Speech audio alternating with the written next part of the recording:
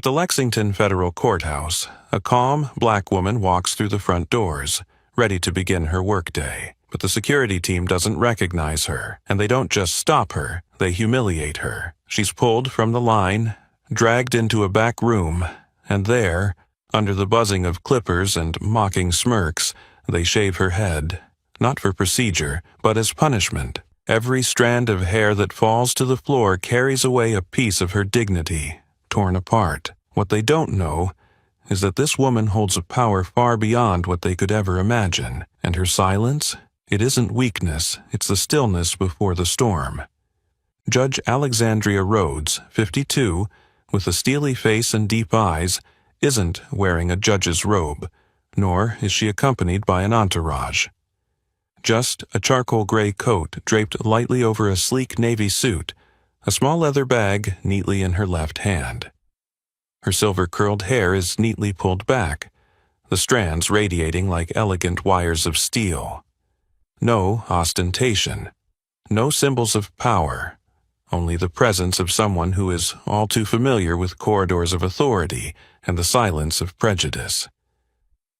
She walks up to the security checkpoint, the same one she has passed through hundreds of times during her years presiding over trials. But today, instead of the familiar nods, she meets a different look. Colleen Briggs, the deputy sheriff in charge of courthouse security, stands right behind the scanner, arms crossed, her dark blue uniform hugging her tall frame. Colleen's icy eyes sweep Alexandria from head to toe as if she's assessing a criminal, not a high-ranking federal official. "No badge?" Colleen asks bluntly, without an ounce of politeness. Alexandria tilts her head slightly, her eyes revealing no emotion.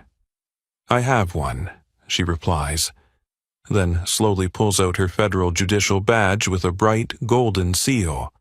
But as she offers it, Colleen doesn't even bother to look, snatching it away and stuffing it into her own pocket without permission or inspection. The gesture feels nothing short of an insult. Not a word is spoken. The remaining security staff avert their eyes. The room seems to freeze in the invisible chill of abused power. Colleen smirks. "Who do you think you are? A lawyer? People who like to play these games usually hide stuff in their hair. Random check," she says, intentionally raising her voice as if to make sure everyone hears. Alexandria locks eyes with Colleen. Unafraid, unreactive. Only the silence of a storm brewing within. She's witnessed too many trials, too many uniforms hidden behind power, using it to demean others. But never did she think that one day she would find herself on the receiving end of such a public humiliation. Right here, in the very house of justice she's protected for decades. Colleen doesn't know who she's just touched. But Alexandria knows. Today will not end like any other. It will begin again, and someone will pay the price. The question that didn't need an answer, "Who do you think you are?" was not just a careless remark from Colleen Briggs, but an attitude, a deep-seated essence hidden in her assessing gaze, in the cold hand that grabbed the judicial badge and shoved it into her pocket as if it were just a worthless piece of paper. Colleen didn't need to verify, didn't need to check names or titles. To her, the well-dressed black woman could never be someone important. And because in her eyes Alexandria didn't look like a person of authority, it was assumed she must be controlled. The security room was at the end of a side hallway, an area not for the public, no cameras, no outsiders. Colleen pushed Alexandria towards it, past the hesitant glances of a few younger security officers who noticed something was wrong but lacked the courage to intervene. Alexandria didn't struggle or argue. She walked, with a calmness so strange it seemed as if she were guiding the woman into a mirror, where actions would reflect true natures. The metal door slammed shut behind them with a sharp clank. The room was bare, its gray steel walls cold to the touch, with a single metal chair in the center of the floor. a small table with inspection tools. Most notably, a pair of electric clippers neatly placed next to rubber gloves and a disinfectant spray. Colleen brushed her blonde hair behind her ear, removing her leather gloves before putting on a new pair of inspection gloves, each movement slow, deliberate, and cold. She wasn't in a hurry. She believed she held absolute power. "You know," Colleen said flatly, with a hint of mockery, "many people have hidden microphones, weapons, even drugs in their hair, especially with curly hair like yours. So, I'm going to need you to sit down." Alexandria stood still. Her voice was calm but sharp as a blade. "I do not consent to any searches without a clear order and legal basis. This directly violates my civil rights." Colleen smirked, stepping closer, her gray eyes observing with no hint of hesitation. "Keep up with your lawyer talk, but here," she tapped the police badge pinned on her chest, "I make the rules, and you will comply." This wasn't just an abuse of power. It was power nurtured by contempt, the belief that the system would always stand with her, as it always had. Colleen didn't act impulsively. She wasn't the kind of officer who lost control. On the contrary, she controlled herself very well, always knowing when to bend the law, when to sidestep it, and more importantly, when the victim wouldn't dare speak out. And this time, she was sure Alexandria would be just like the other black women dragged in here. Powerless, voiceless, unprotected. "Sit down," Colleen ordered again, her voice no longer pretending to be polite. She pulled out the clippers and turned them on, the buzzing sound echoing threateningly in the empty room. Alexandria remained motionless. Her silence was not submission. It was the calm before the storm. "This is a standard procedure. If you don't cooperate, I'll be forced to use coercive measures." Colleen stepped back half a step, signaling to a younger female officer to approach. The girl hesitated, clearly confused, but then stepped forward, placing her hand on Alexandria's shoulder as if programmed to do so. The air in the room grew heavy, like a stretched wire ready to snap. Alexandria slowly turned, her eyes briefly glancing at the equipment on the table, not in fear, just a flicker of disappointment.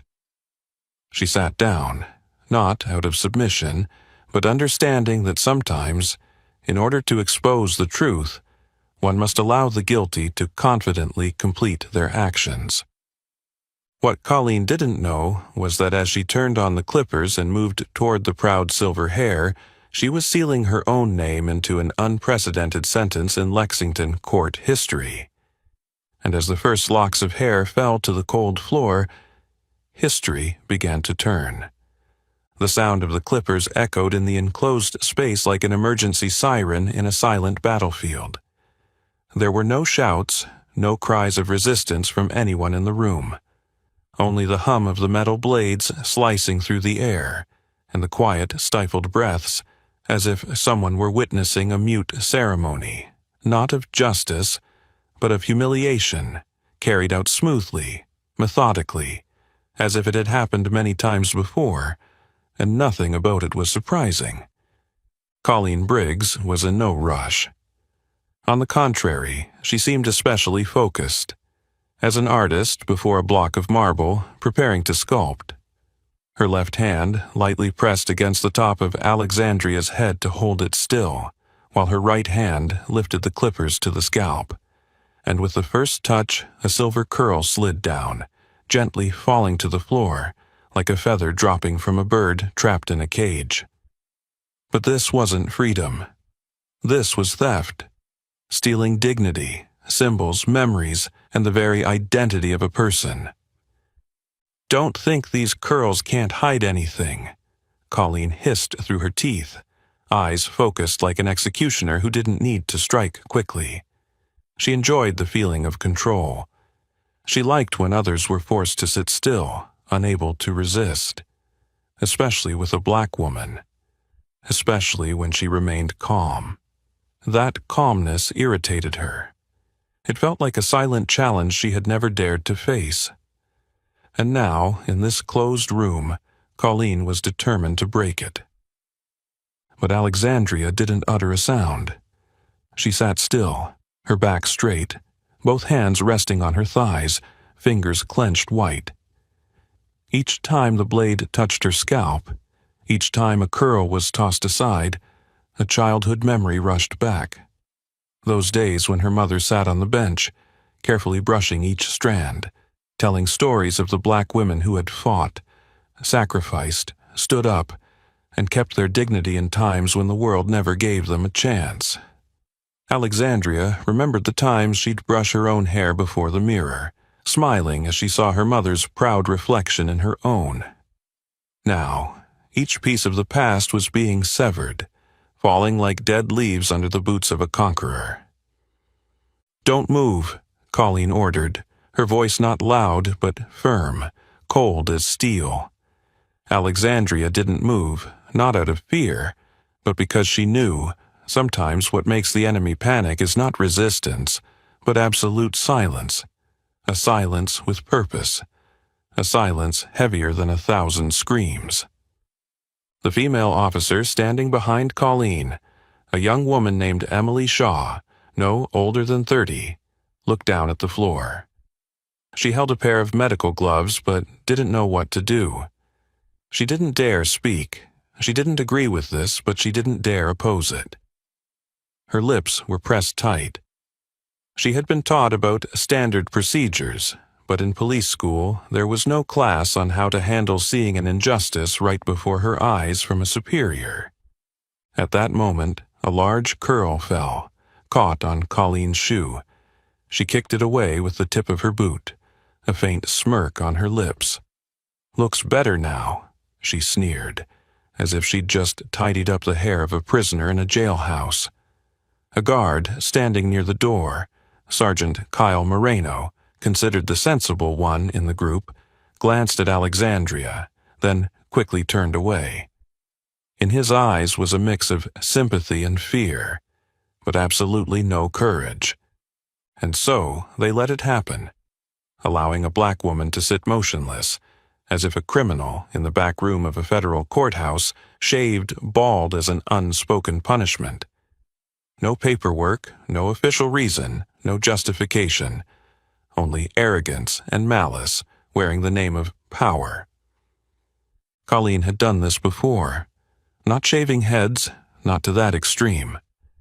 But she had forced women to remove their headscarves during Ramadan, made a black student remove her contact lenses because she thought they were disguising props, and asked elderly women to remove their bras during searches because they might hide weapons inside. She enjoyed the feeling of making others feel small, inferior, weak, and this time she thought she had done the same to another, just a woman who walked in and refused to obey orders.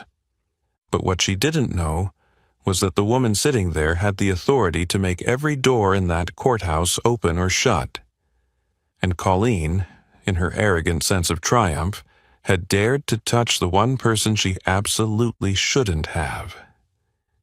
Minutes later, the head-shaving process was finished. Colleen stood up, brushing the hair off her pants, her eyes surveying her work. Alexandria's scalp was now patchy, revealing dark skin lightly scratched in a few places, with blood oozing from where the clippers had been too close.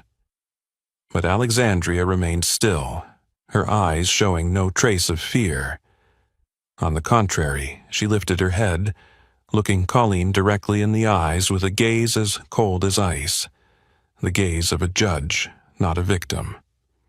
"You'll regret this," Alexandria repeated, this time not as a warning, but as an inevitable truth. Colleen scoffed. "I've heard that line 12 times, and people like you always disappear or come back begging for private apologies. That's how things work, and I'm always right." Then she turned away, pulling the judicial badge from her pocket and tossing it onto the metal table with a cold flick. "The courtroom is down the hall. Get there in time. she said, not looking back. The door to the room opened. No one stopped Alexandria, no one guided her. She stood slowly, picked up her badge, slid it back into her leather bag as if it had never been snatched away. She didn't fix her jacket. She didn't cover her head. Only her footsteps. Steady, sure, and as firm as the hammer of justice. And when her black leather shoes clicked against the cold stone hallway, each step echoed not as the footfalls of a victim walking away from humiliation, but as the footsteps of a woman walking toward the seat of power, where the one who humiliated her would soon bow their head. The heavy metal door slammed shut behind Alexandria with a deep, muffled sound, as if the entire building held its breath, waiting for something to explode. The hallway remained empty, eerily silent. Not the quiet of early morning, but the suffocating stillness after a crime had been committed and no one spoke up. The freshly shaved scalp of Alexandria throbbed in the cold wind blowing down the corridor. The tiny scratches on her head stung beneath the dry, cold air from the aging air conditioning. But she didn't raise her hand to touch it, didn't lower her head, didn't walk faster. She walked as if she had never been offended, as if she had chosen that very action herself. Her posture remained upright, her gaze unwavering, and each step, though heavy, was steady, like the beat of a drum marking the rhythm for an indictment slowly taking form. The last words before leaving that room still echoed in her mind. "You'll regret this." But what stuck with Alexandria wasn't her own words, but the look on Colleen Briggs's face when she heard them. The smirk of someone who believed that every wrong she had ever committed would remain buried, just like all the times before. Colleen stepped out a few minutes later, still as calm as if nothing had happened. She touched her belt, adjusting her gun holster, then glanced at her watch. A young security officer standing nearby quietly asked, "Is it done, Officer Briggs?" Colleen nodded slightly, then walked back to her post with decisive steps, without any hesitation. Colleen Briggs was not a disorganized person. She was a product of a system that allowed people like her to climb up on the silence of others. Starting as a patrol officer in a school district, she had learned early on that she didn't need to be the smartest or the most just. She only needed to be someone who wasn't challenged. And from the first day she received her badge, Colleen had learned one thing. If she spoke loudly, looked straight ahead, and appeared in control, people would believe she was right. No one wanted to question a cop in the middle of a courthouse. In her early years, she had made an Arab student cry quietly in the schoolyard for daring to refuse to take off her hijab. When the victim sued the city council, the file disappeared. When a single mother was pulled from the food line for looking the wrong way, Colleen simply needed an internal memo to shut it all down. And when a black intern wrote a report saying that she had been asked to sit in the back in a patrol car because someone needed to see the visual balance, no one cared. Colleen knew she was protected, not by the law, but by habit. The habit of a system that always turned a blind eye to abuses of power when it came from someone in uniform. She didn't fear Alexandria, because to Colleen, Alexandria was just one more black woman who would endure, leave, shrug it off, and forget. She had seen it happen dozens of times before. But there was one thing Colleen didn't realize. This time, the woman didn't step out as a victim. She walked out as a verdict wrapped in silence. Meanwhile, Alexandria continued walking toward the end of the hallway, where the shiny wooden door of courtroom 3B awaited. The faint sound of her heels clicking on the stone floor counted down the seconds like a ticking clock. No one in the hallway dared to look her in the eye. Some lowered their heads, others quietly avoided her gaze. Some wanted to say something, but the fear, not of Alexandria, but of the truth she carried, made them silent. Alexandria stopped before the door to the courtroom. In that brief moment, she closed her eyes and took a deep breath. The sting on her scalp mixed with the simmering anger rising like magma beneath hardened earth. No one could see the wound. No one could touch it. But she knew. It was real. And from that wound, she would build a trial no one could ignore. Colleen still had no idea about Alexandria's position. To her, the silver-haired woman was just someone humiliated, an unknown, nameless person who couldn't retaliate. But in just a few minutes, when she entered the courtroom, when she raised her head to the judge's bench and recognized the familiar face, the face she had once oppressed, once humiliated, Colleen would understand that she had just dug her own grave. At this moment, Alexandria reached out to open the wooden door. Inside, the rows of seats were filled with lawyers, defendants, plaintiffs, and a few reporters covering the hearing on the abuse of power by police officers in Lexington. She entered without a sound, but her presence, with her bald head, upright posture, and unflinching gaze, froze the entire room.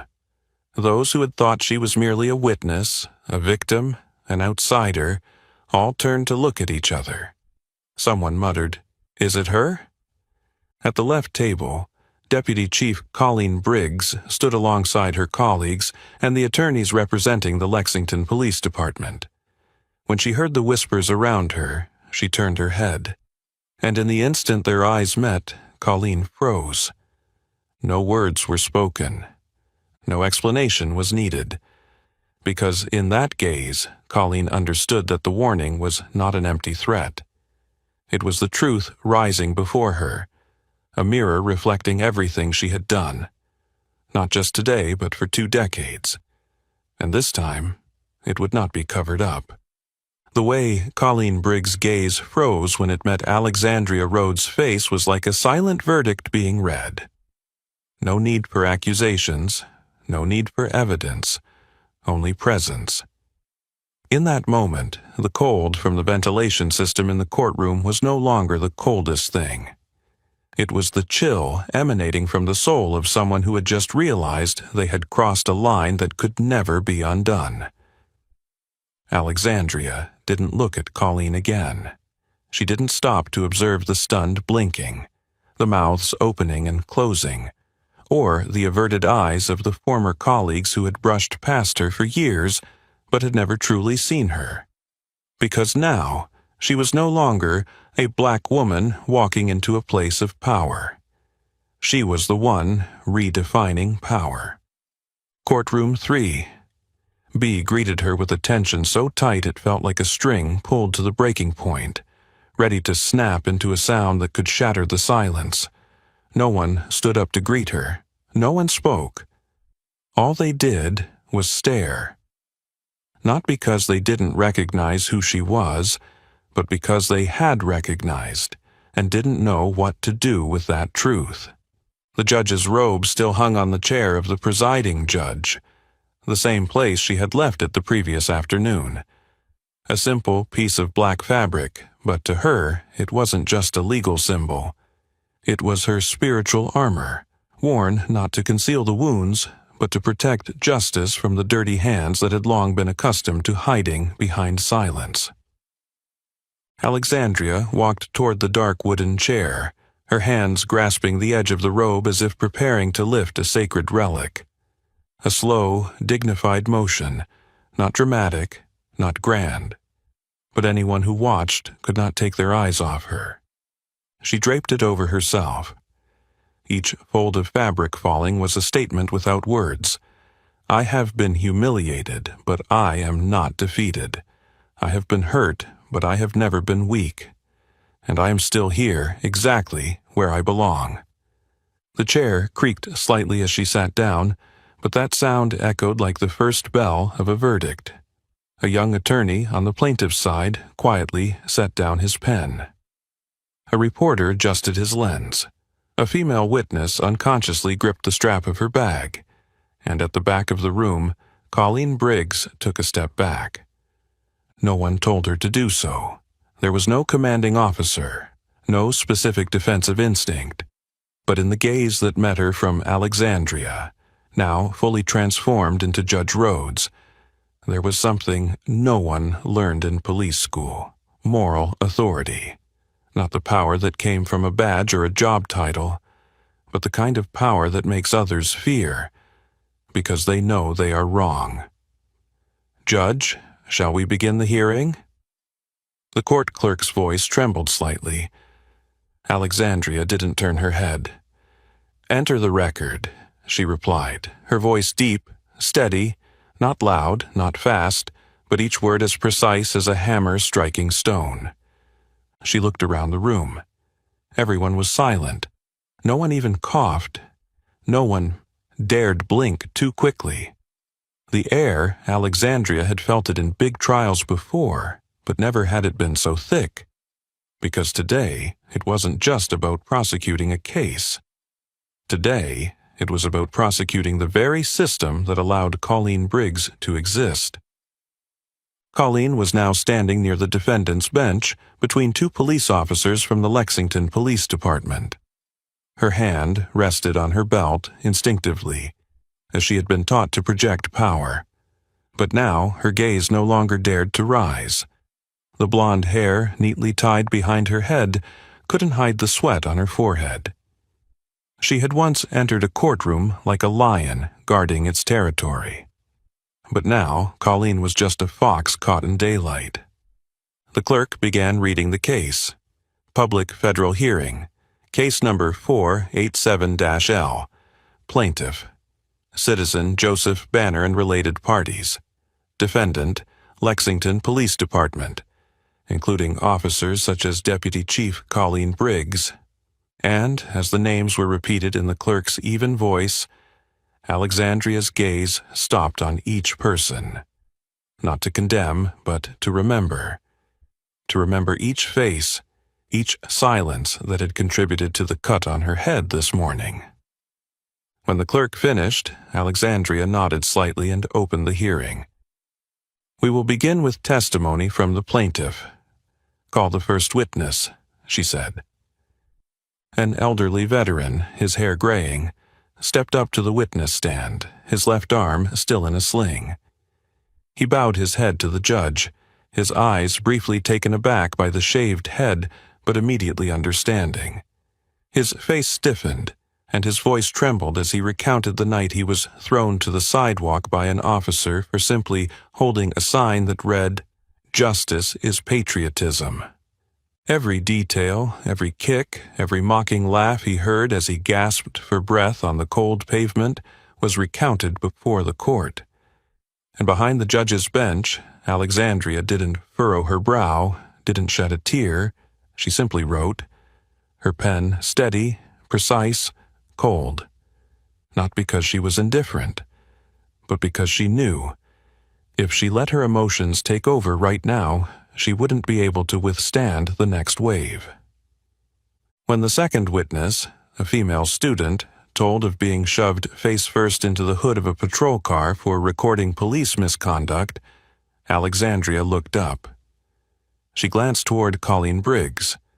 For the first time in the trial, their eyes met, and this time no words were necessary. Colleen Briggs understood.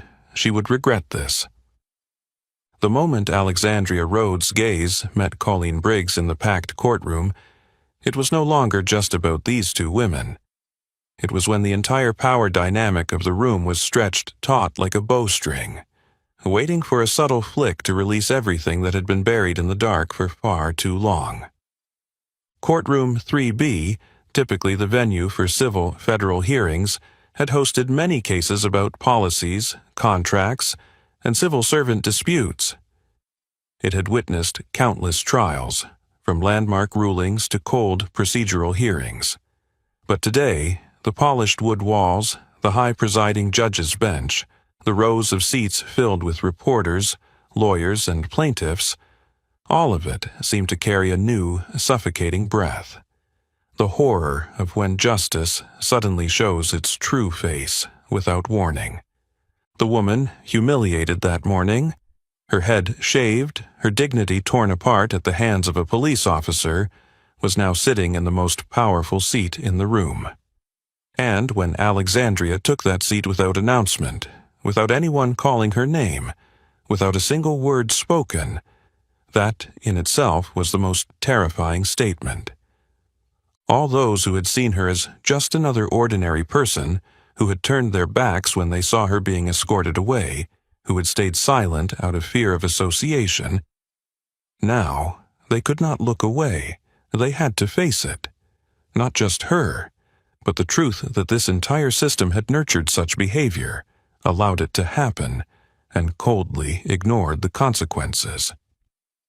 In the corner of the room, Colleen Briggs, who only hours ago had held the power of control, now stood frozen, her face ashen.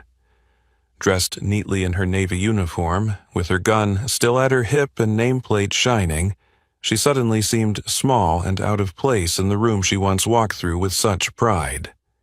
She didn't know what to do, sit or stand, lower her head or walk away, apologize or stay silent. Every response was overshadowed by a single, crushing truth.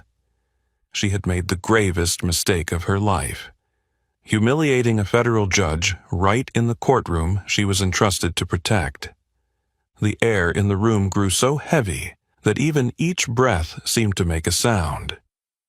Even the clacking of journalists' keyboards disappeared. All that was left was a single, solitary sound.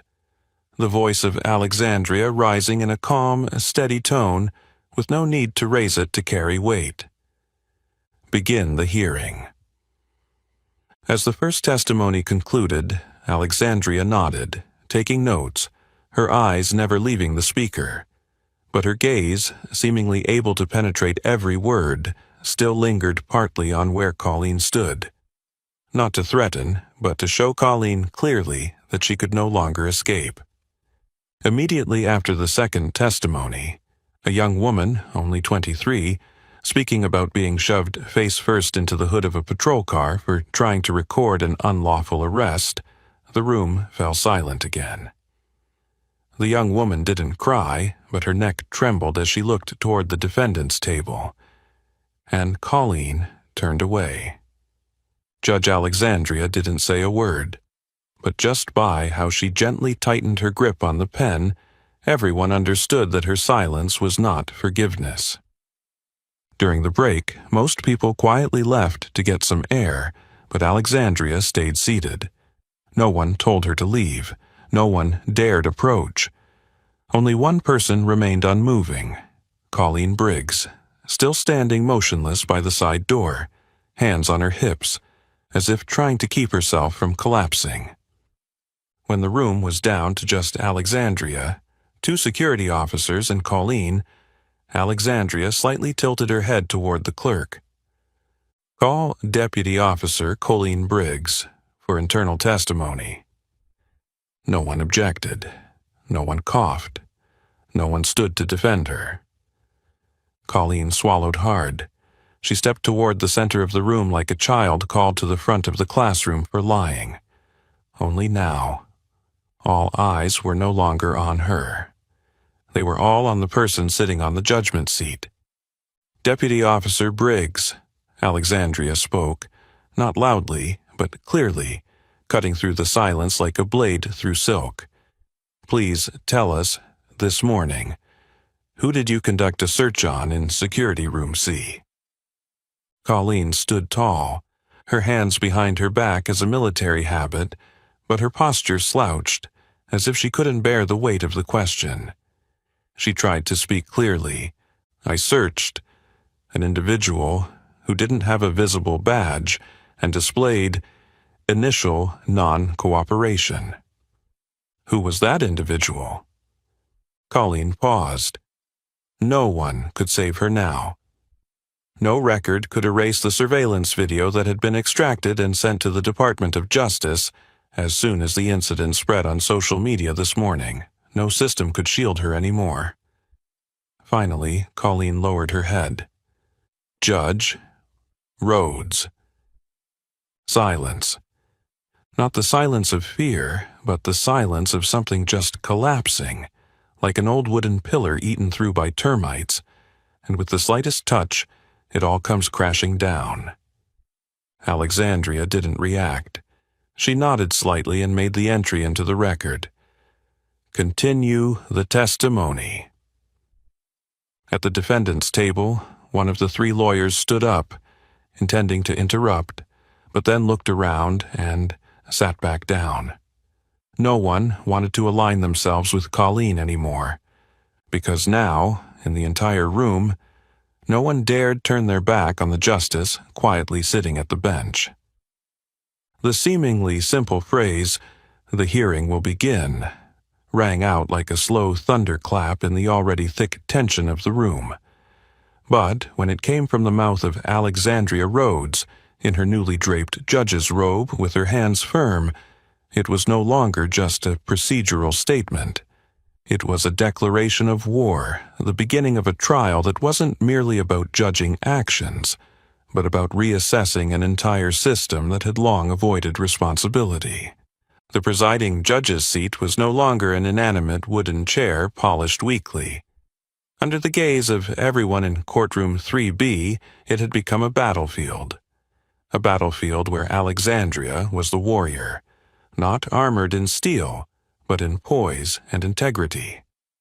As she declared the first defendant's name to be placed on the list, Deputy Officer Colleen Briggs, a wave of silence swept through the space. No whispers, no objections.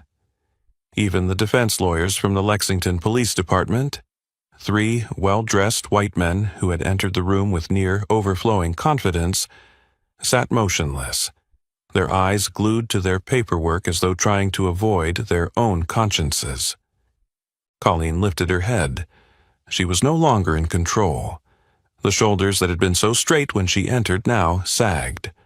Her blonde hair at the back of her neck was slightly disheveled, sweat collecting at her temples. Her gaze was no longer the arrogant one from the morning, but the confusion of someone lost in their own fortress, thinking they had been in command.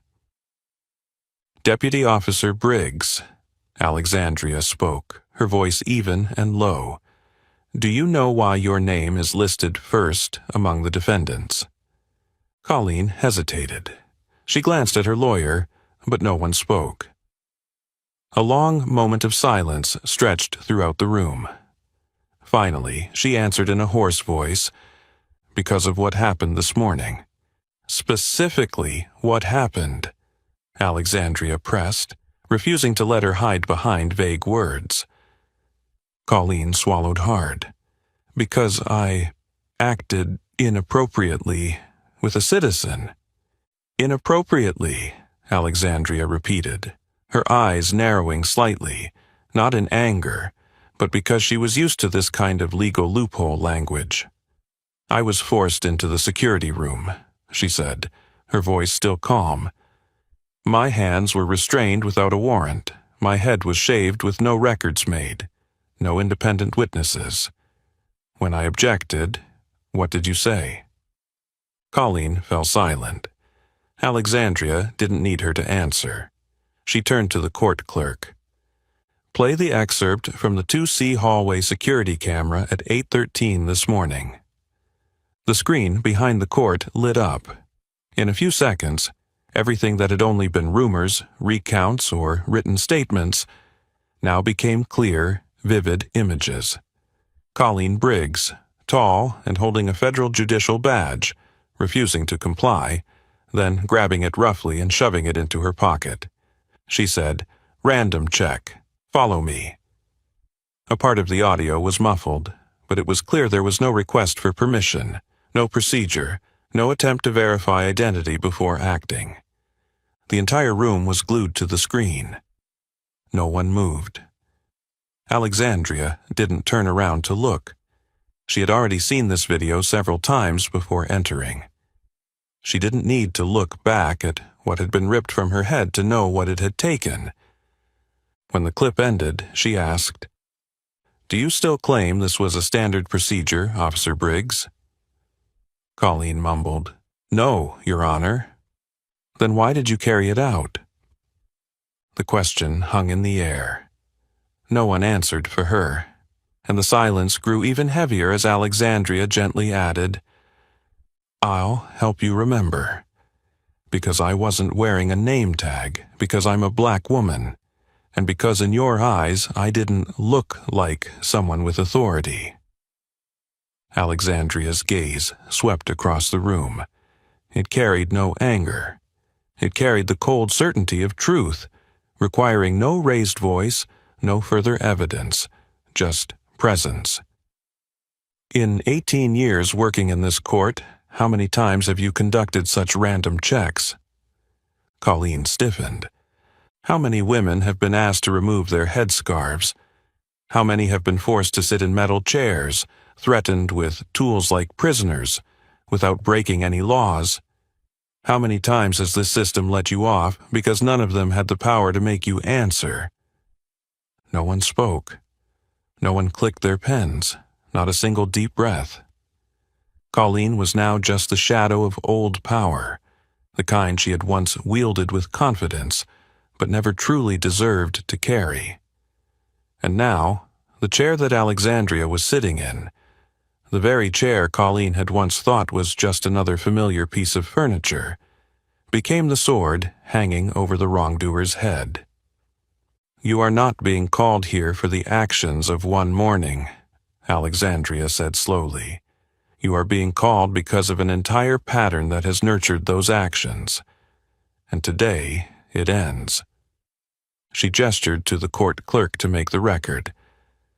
"I move to suspend Deputy Officer Colleen Briggs immediately, to transfer the file to the Department of Justice, and to launch an internal investigation into all complaints in the past 10 years related to the defendant." The motion was recorded. No one objected. No one dared. When Alexandria placed her pen down and looked up, her gaze seemed to pierce through every mask, every uniform, every layer of deception within the system. And that was when everyone realized. The chair wasn't just power, it was a vow, and today it had been kept in full. As the following testimonies were presented, the courtroom became a curtain being torn open. It was no longer a place for the plaintiff and defendant to exchange formalities, nor a stage for lawyers to argue their cases. Today, it was where buried memories were unearthed, hidden fears were named, and those accustomed to living in the shadows were forced to step into the light. Alexandria Rhodes sat upright behind the presiding judge's desk, her gaze composed, each movement of her hand as steady as the workings of justice itself. But everyone could see, though her face showed no emotion, the cracks in her eyes were as clear as a blade cutting through fogged glass. She listened. She took notes. And occasionally she glanced over at Colleen Briggs, not to threaten, but to remind her that every word spoken was a brick in the rebuilding of a system that Colleen had helped corrupt. On the witness stand, Joseph Banner, 68 years old, frail, his left arm in a brace, spoke in a deep but steady voice. He recalled the night he stood before the square holding a sign that read, "Justice is patriotism." It wasn't his first protest, but it was the first time he was thrown onto the street like a bag of trash simply for looking defiant. The person who shoved him was none other than an officer listed in the internal records, and the officer in charge at that moment was Colleen Briggs. Joseph's gaze met Alexandria's as he finished his testimony. There were no tears, no bitterness, just quiet gratitude, for at last someone had made the system listen. The next witness was Leona Price, a senior college student. Black hair, sharp eyes, her voice stronger than her years. She recounted the afternoon she was pulled off the sidewalk while filming the police arrest her boyfriend, who was later charged with resisting arrest, simply for asking why he was being stopped. Leona didn't shout in the courtroom, but every word she spoke pierced through the skin of a truth that had been hidden for too long. When Leona told how she had been forced face first onto the hot hood of a patrol car during the midday heat, Alexandria slightly raised her head. "Can you identify the officer who directly carried out that act?" Her voice rang out, steady, unwavering. Leona glanced over at the defendant's table. Then she pointed directly. It was her. Her finger didn't tremble, and it pointed straight at Colleen Briggs. The room nearly stopped breathing. Colleen sat between two lawyers, but no one next to her spoke. Her hands, resting on her thighs, were now clenched into fists. Her fingertips were white. Her right foot twitched, uneven, a habit those who knew her would recognize. It was the moment Colleen felt she was losing control. Alexandria stared at her for a long time. Then she turned to the court clerk. "Record the direct accusation from the second witness. Retrieve the patrol records from July 14th, including the officer's body camera footage and the deployment orders signed by Deputy Officer Briggs." One of the defense lawyers, a man named Graham Wheeler, flipped through documents quickly, then stood up as if jolted by electricity. "Your Honor, I object to accessing internal records without an official subpoena from the defense." Alexandria interrupted, her voice not loud but sharp as a knife cutting through silk. "The subpoena was signed this morning at 9:42 when the security camera footage was transferred to the Federal Civil Rights Office." She paused, then looked directly at Graham. "You're not objecting to retrieving the records. You're objecting to being exposed."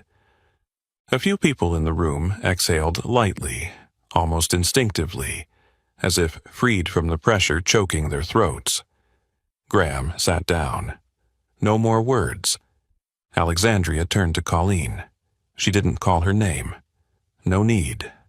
But that look was enough to make Colleen understand. The unmasking had officially begun, and her mask was the first to go. "Deputy Officer Briggs," Alexandria spoke, "in the last 10 years, there have been at least 12 complaints related to racial discrimination, abuse of power, and bodily harm under the guise of security checks, filed with the court's Human Resources Department." She pulled out a thick stack of yellowed files, tapping them lightly on the desk. "Every single one has your name on it, and every single one was dismissed because there was insufficient evidence, or because the complaint was unclear." She raised an eyebrow slightly. "Quite a coincidence, isn't it?" Colleen didn't answer. "And also, quite strange," Alexandria continued, "that of those 12 complaints, 10 were filed by black women, including a 17-year-old girl who was forced to remove her headscarf, a pregnant mother who was forced to sit on the floor for unusual movement, a public school teacher who was groped in public without any search warrant." By now, the atmosphere in the room had shifted from silence to suffocating tension. Everyone understood. This was no longer just Colleen's issue. This was about a mechanism protecting misconduct by turning a blind eye. And the woman sitting in the presiding judge's seat was peeling back each layer, each figure hiding behind Colleen, thinking they could remain in the dark. "And this morning," Alexandria said slowly, "you shaved a federal judge's head. No one dared blink. You didn't know who I was. That doesn't matter. But what matters is, you didn't care. Because if I were just an ordinary black woman, this humiliation would have been buried in silence, just like those 12 complaints. Isn't that right, Officer Briggs?" Colleen tightened her grip on her belt. Her face was drained of color. "We will no longer have silence," Alexandria said, her voice nearly a whisper. "And today is just the beginning." She placed the stack of files back on the desk. No further declarations were needed. The unmasking had begun, and it would not stop until no one could hide behind badges and uniforms anymore. After a day of tension so thick it seemed paralyzing, only a few remained in the courtroom. The reporters had retreated to meet their evening deadlines. The lawyers and witnesses had left, carrying heavy glances and whispered words that had yet to form. Only a few court staff, 2 judicial officers, the clerk, and the one person who couldn't yet step away from the defendant's seat within her own heart, Deputy Chief Colleen Briggs. The soft yellow lights cast a glow over the stains on the old wooden walls. Outside, the evening shadows had already crept across the square. But inside the courtroom, the light still shone directly on the judge's bench, not just illuminating Alexandria Rhodes, but now focusing squarely on the woman sitting still beneath the defendant's bench. Alexandria didn't need to raise her voice, bang the gavel, or call for security or advisors. Her voice was enough for the entire room to hear clearly, but it was deep enough to feel like a sharpened blow, honed beforehand. Deputy Chief Colleen Briggs. Step forward. No one moved. No one dared ask for a reprieve. No one requested a recess. No colleague came to stand beside her. Every seat had become an empty void. In the silence, as heavy as stone, Colleen Briggs stood alone. She no longer carried the same poise she had in the morning, when she had dragged the quiet black woman into the security room with a smug smile at the corner of her mouth. Now, she walked as if heading toward her own mental execution, each step weighed down by her reputation, her badge, and the times she had silenced victims thinking it was a victory. Colleen stopped in the middle of the courtroom, exactly where witnesses usually stood to answer questions. Only this time, the one questioning was a victim, a judge, and a living witness all at once. Alexandria didn't look down at her from above. She kept her gaze at eye level. Not to assert power, but to force Colleen to look directly into her eyes. No head bowed, no retreat into the shadows as she had done before. "Deputy Officer Briggs," Alexandria began, her voice calm. "Do you remember the complaint from Ms. Fatima Khalid in 2018? Colleen flinched slightly. Alexandria continued.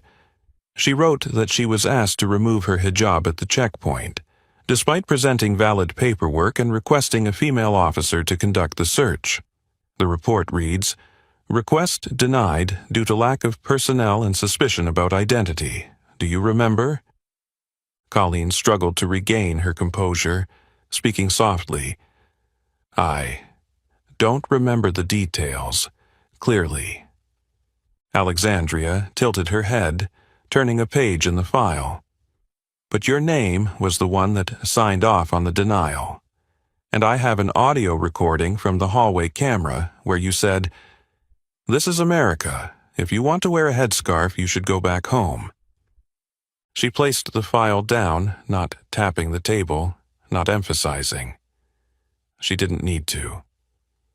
Colleen fell silent.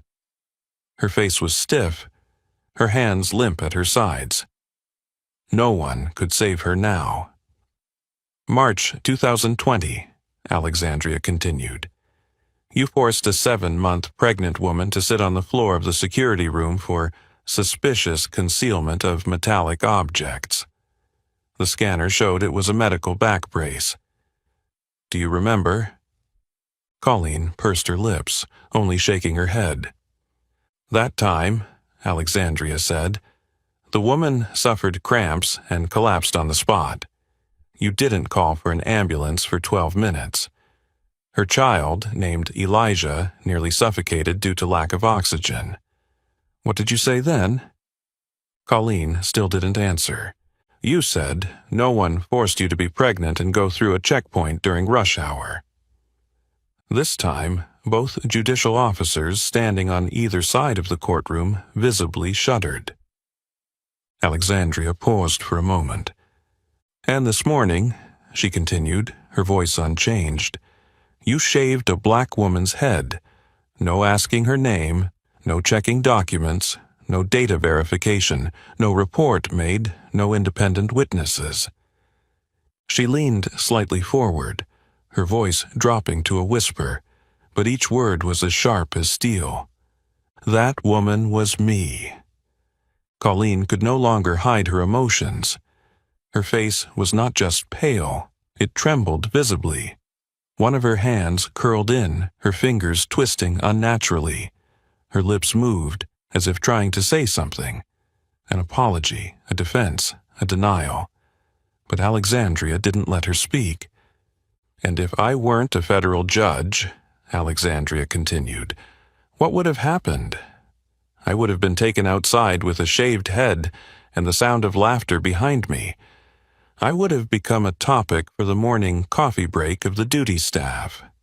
An internal file would have been written, marked suspected non-cooperation, and tucked away like the 12 other cases. And you would have continued working, repeating it, forgetting the names of the women you humiliated. Isn't that right, Officer Briggs?" Colleen hung her head. It wasn't just avoidance anymore, it was collapse. No one in the room spoke. Even the 2 judicial officers looked away, as if trying to stop themselves from reacting emotionally. But Alexandria didn't turn away. She sat up straight, her eyes never leaving Colleen, then spoke, slowly, clearly. "Effective immediately. You are suspended. I will file charges with the Civil Rights Office and the Department of Justice within 24 hours. You will be arrested in court with no access to any law enforcement agencies, and you will never wear that badge again." Colleen looked up one last time. Her eyes were red, her mouth opened as if to say something, but Alexandria gently spoke. "No need to say anything else. It's enough." She turned to the 3 court staff. "Please escort Deputy Officer Briggs out of the courtroom." And so, Colleen Briggs, the woman who had once walked through countless doors of power with arrogance, was escorted by 2 officers through the very door she had forced others to pass through. No glory, no badge, no power. Only the truth, walking alongside her, slowly, like a shadow that had nothing left to hide. The sound of the handcuffs locking echoed in the courtroom, not loud, but enough to tear apart the silence that had settled over the room, a silence no longer born of fear, but of witness. It was the moment when everyone present in that room saw something they never thought they would. A person in uniform, shielded by the system for years, now being submerged by the very justice she had once twisted. Colleen Briggs did not resist. She stood there, her wrists behind her back, where the cold cuffs clicked slowly into place. Her fingers, once wielding control in the security room, now trembled as though they could no longer feel the blood flowing to them. The silver badge on her left chest, the symbol of power and immunity, now reflected the light in the courtroom with a stark honesty. It was no longer a symbol of glory but a relic. Alexandria did not turn away. She kept her eyes locked on Colleen as she was led from her position, step by step, silently, heavily, like a mirror of the many, even hundreds, of steps Colleen had forced others to take. Only this time, she was no longer the one giving orders. She was the one who had to obey them. There was no applause, no cheers, no mocking laughter. Because this was not a victory. This was rightful punishment. And sometimes it is the solemn silence that carries the loudest sound. Colleen passed by the defendant's table. Her colleagues, who had once sat beside her, those who had remained silent throughout the trial, who had averted their eyes from Alexandria, who had relied on clauses, precedents, and the reason of insufficient evidence to dismiss complaints, now sat upright as though someone had struck them on the back of the neck. No one stood up. No one wished her good luck. Not a single farewell glance.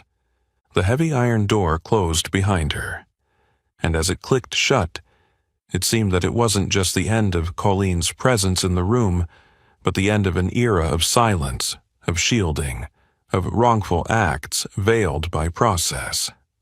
Alexandria exhaled slowly, not out of exhaustion, but because at last the truth had found its rightful place, on the bench, visible, spoken, and protected. She lowered her head slightly, a silent gesture for the victims who could not be present, the ones who had been pushed out of the security line, wrongly called by another name, humiliated without ever being given the chance to reclaim their dignity. Then she raised her head and looked toward the court clerk. "Please record," Alexandria spoke slowly, but with weight. "Case number 487L, November 14th this year. Defendant, Deputy Chief Colleen Briggs. The sentence is established under federal jurisdiction for the following crimes: abuse of power, violation of civil rights, and bodily assault without a search warrant." She paused for a beat, then continued. "Considering the repeat offenses, the systemic nature of the actions, and the consequences for the victims and the community, the court rules 6 years in prison for abuse of power in law enforcement, 5 years in prison for violation of civil rights with racial discrimination, 1 year in prison for obstruction of a federal investigation." No one moved. The numbers weren't a triumph. They were a mirror held up to everyone present, reminding them that silence is also a form of complicity. And Alexandria, with that sentence, had begun a cleansing not only of Colleen, but of an entire system that had long condoned wrongdoing. She sat back in her chair, her hands resting neatly on the cold wooden desk. "That is the legal part," she continued, her voice now lower. "Now for the humanitarian part." Everyone lifted their heads. Some froze with their hands still on the armrests. Some paused from tapping their pens. Colleen Briggs spent 18 years standing at the gate of justice, not to protect it, but to decide who was worthy of entering. She decided who was a threat, who was a suspicious subject, who needed further inspection. And she did this not based on evidence, but on skin color, religion, and gender. Each word, each pause, landed like a hammer striking the foundation of justice now being re-established. She used fear to control. She used the silence of the system to fortify her power, and when questioned, she hid behind her title, her process, and her privileges. But today, those shields no longer hold. Alexandria leaned forward, her eyes scanning the room. Today, she is no longer an officer. She is no longer a symbol. She is a person, and like all of us, she must be held accountable. She nodded slightly as though sealing the final stamp. "Take her away." The door opened. 2 judicial officers stepped in. One nodded to confirm, and within seconds, Colleen Briggs, the woman who had made dozens of women feel unworthy of entering the courtroom, was escorted out of the very courtroom she had once pushed others to walk through. This time, it wasn't to maintain order. It was to restore it. The silence that enveloped the courtroom after Colleen Briggs was escorted out was not an empty void. It was a sacred stillness, as if everyone was waiting for something. Not for the end, but for the beginning. And Alexandria Rhodes understood this more than anyone. She sat back down in the judge's chair, her hands resting lightly on the smooth wooden desk that had witnessed countless trials in her life, but perhaps never one where a verdict was both a punishment and a birth certificate for a new order. She took a deep breath, then gently extended her hand to the court clerk. A thick file, neatly bound in a gray cover, was placed in front of her. On the cover, the italicized black lettering stood out. Comprehensive Court Security Reform Proposal, the Rhodes Act. No need for introductions, no need for permission. Alexandria opened the file, flipped to the first page, looked up at the room, and spoke in a clear, deliberate voice.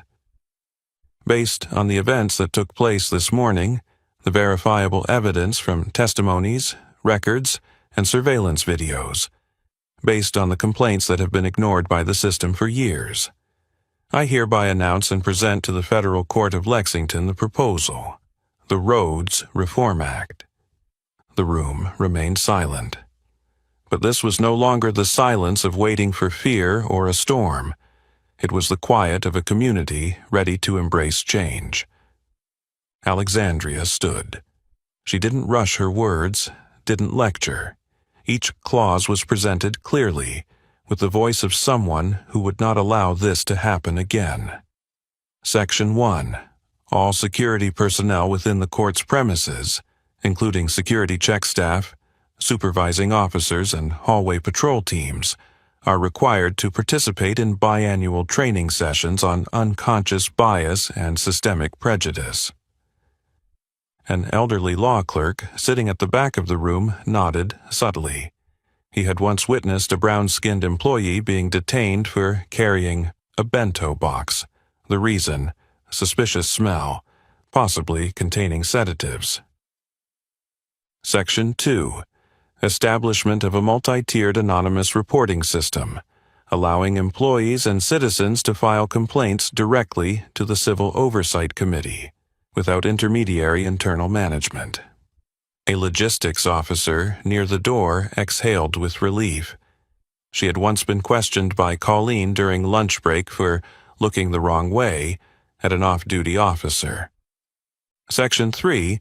Mandatory installation of surveillance cameras in all private screening areas. No staff shall have private interactions with citizens in areas lacking video recording, except in medical screenings with independent medical personnel and accompanying supervisors. A faint grunt escaped from an older court staff member. He had heard about the unnamed incidents in Room 4B, but had never dared to ask. Section 4. Formation of an independent community oversight board, including lawyers, former judges, civil rights representatives, and at least one member from local minority groups. The board will have the authority to propose termination, suspension, or internal investigation of any personnel with suspicious behavior. A group of 3 law students sitting at the back, originally there just to observe, now hurriedly opened their notebooks, scribbling down everything. They knew they were witnessing something far greater than a trial. Section 5. Implementation of a zero-tolerance policy for any acts of racial, religious, gender, or disability discrimination, including actions that, while not criminal, cause psychological harm, damage to reputation, and emotional safety for citizens within public spaces. She paused, her gaze sweeping the room.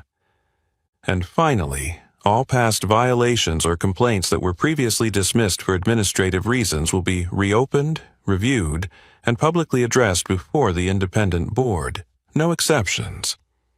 At this point, one of the defense lawyers, who had sat silently through the morning, shifted slightly in his seat. He was about to speak, but then sat back down. Perhaps because he understood. Any defense now would be redundant. Alexandria closed the file. She looked up, her voice now softer, but no less sharp. This is not a law for revenge. This is a law to remind us that justice does not live in brick walls or written documents. It lives in the actions of those who uphold it. And if one who guards justice becomes corrupted, the entire system must be examined. Starting today. Still, no one spoke. But the eyes on her now were different, no longer filled with respect for her position or pity for her shaved head. These were the eyes of people ready to stand up because they had just seen someone willing to clean the rot in the place that should have been the cleanest. A young clerk whispered to a colleague, "This is no longer the old Lexington Federal Court." The other nodded. "Number now, it is the Rhodes Court." The news spread like wildfire across dry grass. Unstoppable. and no one dared to turn a blind eye anymore. When the trial ended and the Roads Reform Act was announced, national media erupted. Special reports on CNN, MSNBC, even Fox News all covered the event. A judge shaves her head and rebels by overturning the entire system. But what stood out was not the headline. What truly awakened America was how Alexandria Rhodes transformed an act of humiliation into a collective awakening. The next morning, as the sky lightened, crowds gathered outside the Lexington Federal Courthouse. No orders were given. No leader stood at the front. But people came. Small groups, individuals quietly carrying something with them. Dismissed complaints, old photographs, pieces of evidence once scorned, or simply a look no longer willing to accept injustice. An elderly veteran, frail and leaning on a cane, sat quietly on the courthouse steps, holding a sign. I was thrown to the ground like trash. Today, I stand with justice. A young mother, holding her small child, brought a file bag. In 2015, I was denied entry to the courthouse because my baby cried too loud. A middle-aged Arab man, wearing a worn shirt, stepped out from the crowd and quietly handed a court clerk a file, kept in an old plastic folder. I was forced to strip because they said my wife's scarf might be a disguise. No one shouted. No one vandalized. But the silence was no longer one of submission. It was solidarity. And for the first time in years, no one turned away thinking their complaints would be crushed by procedure. Inside, from the third floor of the building, Alexandria stood looking down through the large window. She wasn't wearing her robe. She didn't carry any folders or notes. She was just a woman with a freshly shaved head, her eyes hollow from lack of sleep, but glowing with something she had never seen before. Trust from the community. Outside, a teenage girl, about 16, also with a shaved head, stood in the crowd. She didn't say a word, didn't hold a sign, didn't approach the group. She simply looked up at the window where Alexandria stood. Their gazes met through the glass. Alexandria smiled. And when the girl smiled back, Alexandria saw everything she needed to hear. You didn't just shave my head. You taught me to hold it high. In that moment, Alexandria understood. The justice she was building wasn't in laws hammered out with a gavel, nor in thick files of paperwork. It was alive, it breathed, through the people who had once been forced to bow their heads, now standing tall in the middle of the square. As she descended the stairs to the main hall, the crowd automatically parted. Not because she was a judge, not because she had just convicted an officer, but because she was the first person to give them back their voice.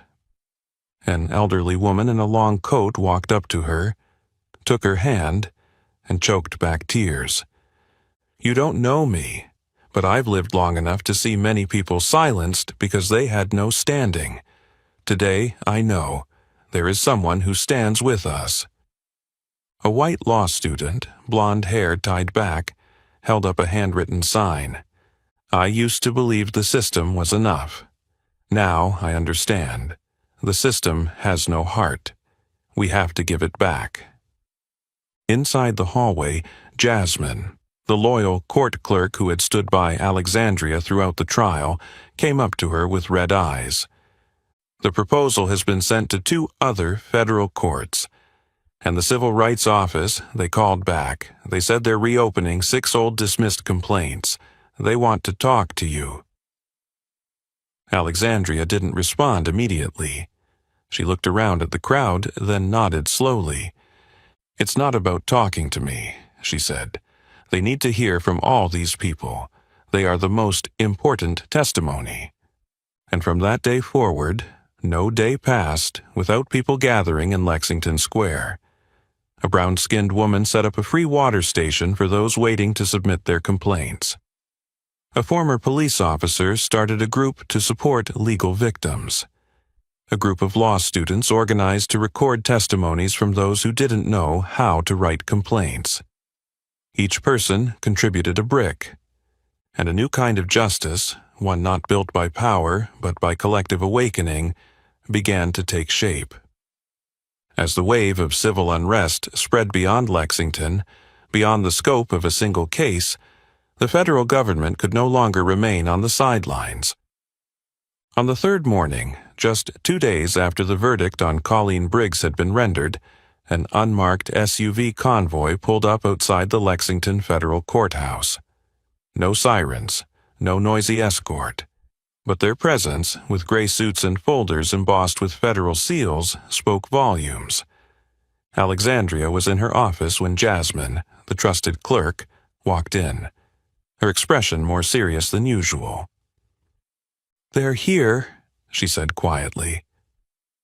Alexandria folded her file, stood up, and walked out into the hallway without surprise.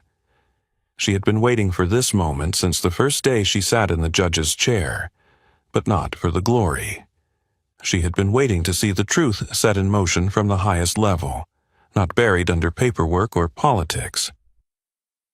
In the second-floor conference room, Carlton Devereaux, the Assistant Attorney General of the Civil Rights Division, entered with the demeanor of someone who had witnessed too many systemic scandals. But this time, he didn't carry the usual skepticism. "We've collected all the surveillance footage from that morning. Witness testimonies, copies of the complaints that had been dismissed over the last decade," he said, his voice low and resolute. "And we have officially opened a federal investigation."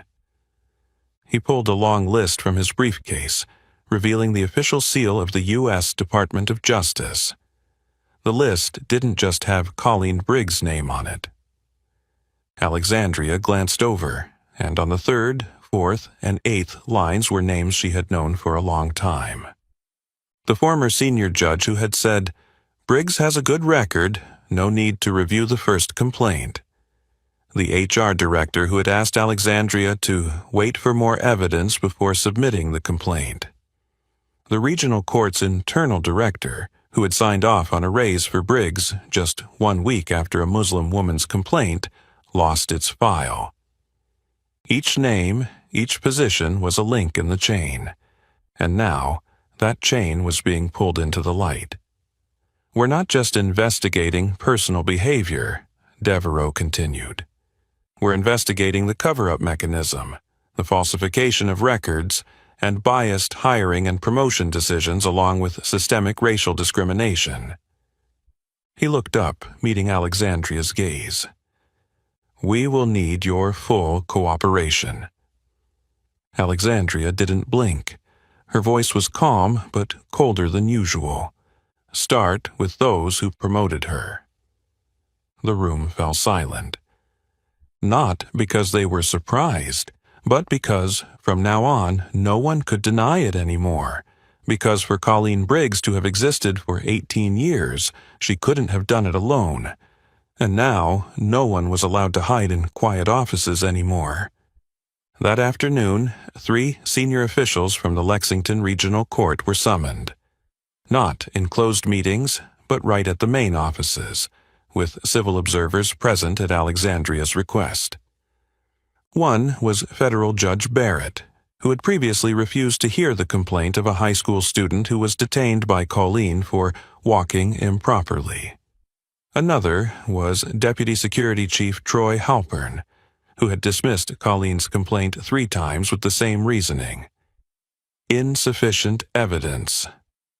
And the third, Regional Administrator Mallory Keene, who had signed an internal memo preventing any complaints from reaching higher than the deputy security level. None of them sat in the defendant's seat. Not yet, but Alexandria knew. The time would come. In the meeting that lasted over 3 hours, each trace of the cover-up was traced back like a map leading to where power had once sheltered. Nothing was accidental. No record was lost. Every time a complaint was lost, someone had pressed the delete button, and each time it was another step pushing justice off the scales. And now, Alexandria, The woman who had once been dragged into a room without cameras, shaved like a criminal, was pulling each person who had turned a blind eye into the light. Devereaux ended the meeting with an informal promise.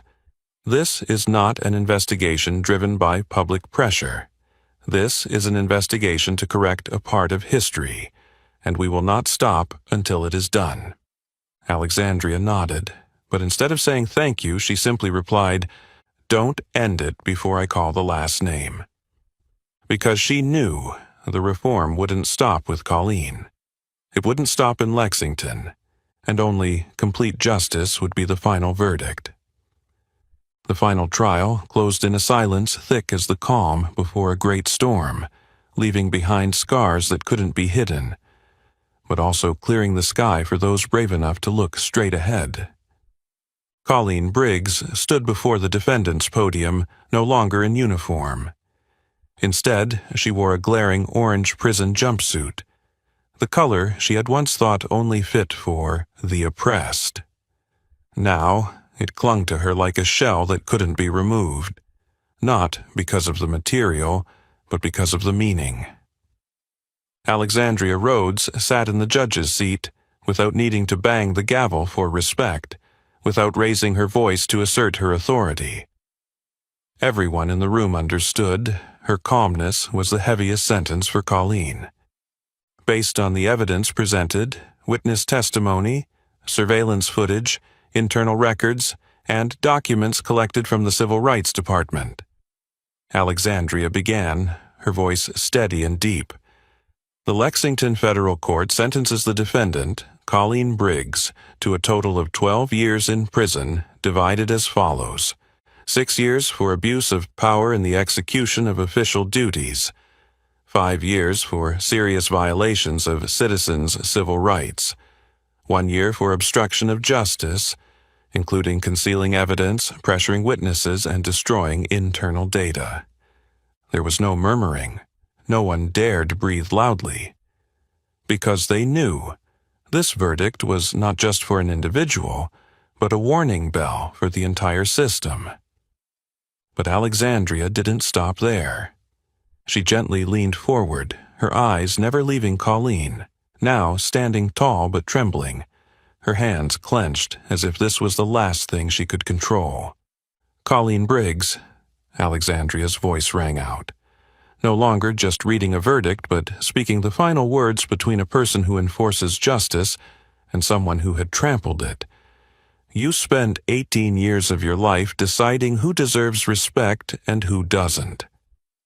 You took it upon yourself to determine others' worth by their appearance, by their skin color, by their hair, by the way they walked through the security checkpoint."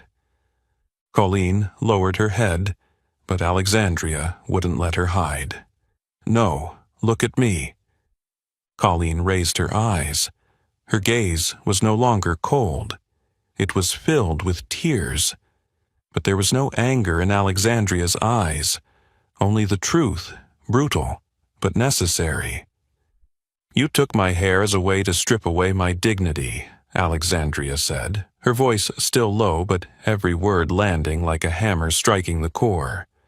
"But you cannot shave my worth, and now I don't punish you as a victim of humiliation. I sentence you as someone who wants to teach you that dignity is not something to be decided.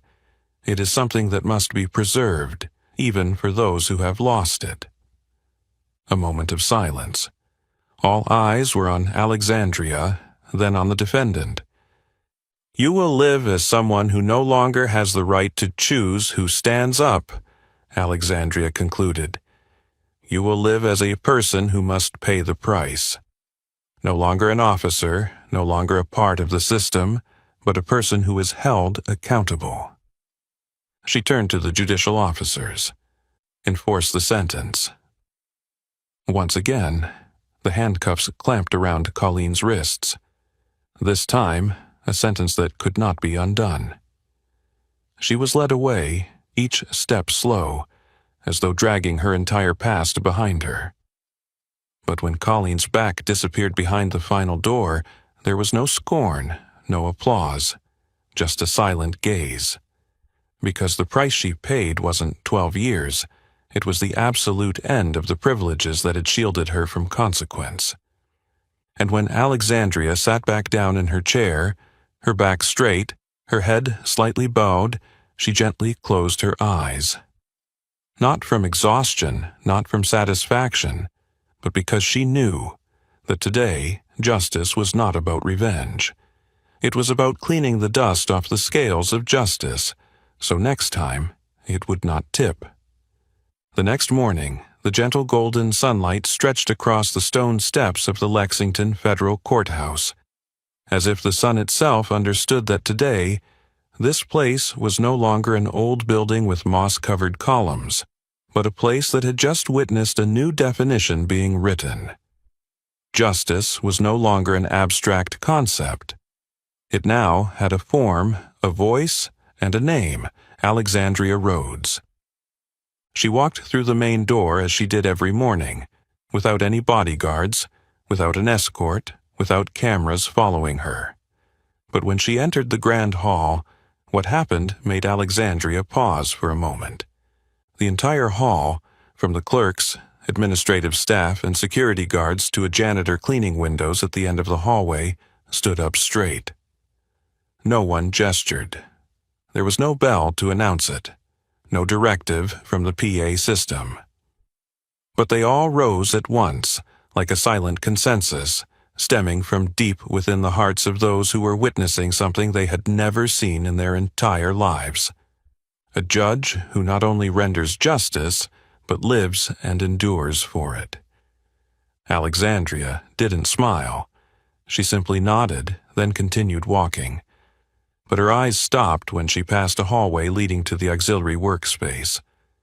There, a man in a navy uniform, a thin, dark-skinned janitor with silver-speckled hair, stood motionless, one hand still holding his mop, the other pressed firmly against his chest. No one spoke, but his eyes conveyed something that couldn't be written in any file, couldn't be spoken in the media. You made me believe I deserve respect. One step further, Alexandria saw the same teenage girl from a few days ago, the one who had stood in the square, looking up at her through the third-floor window. Now the girl was inside the court, holding a notebook, standing silently beside a stone pillar like a determined student. When their eyes met again, the girl didn't say a word, only smiled. And in that smile was everything, the resurrection of faith. Faith that didn't come from flowery words, but from an action so genuine that no one could ignore it. Inside the courtroom, those who had once doubted Alexandria now sat still, attentively, no longer glancing at their phones or whispering to colleagues. Even the most conservative lawyers, the ones who had once scoffed at the Rhodes Act as emotionalizing the justice system, now sat upright, their eyes fixed on the woman who had turned injustice into a historic trial. Alexandria ascended the bench. She wasn't wearing her robe today, and she didn't need to. With her mere presence, she had already made it clear to the entire room. Justice didn't need to be cloaked. It needed to be seen, lived by, and protected by those brave enough to stand up, even when their heads had been shaved. Jasmine stood beside her, gently handing her the file. But instead of immediately sitting down, Alexandria turned back to face the entire room. "Previously," she began, her voice not loud but steady, "I thought of justice as the cold balance between the parties, a neutral standard, neither tilted nor emotional. But now I understand. Justice is not indifference organized by procedure. It is action. It is choice. It is courage." She paused briefly. We have allowed too many people to walk through this courthouse in silence because they had no power, no name, no title, and we thought this was normal. But no, it is normal when everyone is heard, even if they are not like anyone else in this courtroom. A young lawyer, who had once hesitated to sign the reform proposal, now looked at her in admiration. A retired judge sitting at the back of the public seats gave a subtle nod. Alexandria concluded with a simple statement: "Justice is no longer an ideal. It is standing right here, and it will not back down." When she sat down, no one told them to, but the entire room stood again, not because of the law, not because of tradition, but because of the dignity that had been awakened. In the days that followed, Alexandria's image, with her shaved head and determined gaze, appeared on the front pages of the New York Times, The Atlantic, and National Geographic. But she did not accept interview requests. She didn't sign books. She didn't hold press conferences. She simply continued working, quietly, accurately, impartially, like none of it had ever been an earthquake. But in the hearts of the people, every trial after that was never the same. Because from that day on, when someone mentioned justice in the Lexington Federal Court, they no longer thought of blindfolded statues with scales in their hands. They thought of one woman, with a shaved head and a heart that would never be subdued. The story of Judge Alexandria Rhodes was not just a case. It was a reminder that justice does not lie in statues, documents, or badges, but in how each of us dares to face injustice and never turn away. She walked into the courtroom as a victim, but left it as a living symbol of awakening. Not with anger, but with courage and determination, Alexandria made all of America look back. Not just at the system, but at themselves. What do you think is the biggest barrier that prevents justice from reaching everyone? Share your thoughts in the comments below. If this story moved you, please like the video, share it to spread the message, and subscribe to the channel to continue telling stories of truth and humanity. Justice is no longer an abstract concept. It now has a face, and that face is walking with us.